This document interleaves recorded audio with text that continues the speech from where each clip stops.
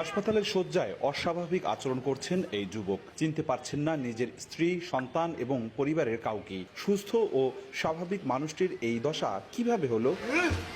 মুখের মধ্যে রিভার বল ঢুকাই দিয়েছে, এই এরপর মাথার পর বাড়ি দিয়েছে।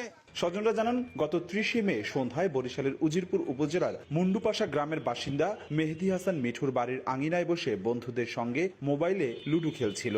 সে সময় উজিরপুর থানার সাব ইন্সপেক্টর অন্তর আহমেদ সহ দুজন পুলিশ উপস্থিত হন। মোবাইলে জুয়া খেলা হচ্ছে বলে দাবি করে পুলিশ।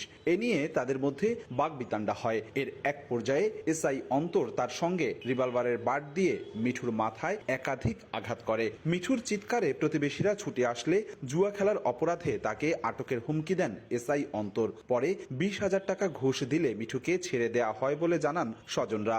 গাড়ির পর একটা বাড়ি দিয়েছে, পিস্তল না রিভার বল স্যার অচেনি না, উপরে দুইজনে মিলে জাগাইয়ে টাচ করে হালাইছে। অসি করতেছে যে সময় মুখটা চাপতে ধরে রইছে, গলা চাপতে ধরে রইছে।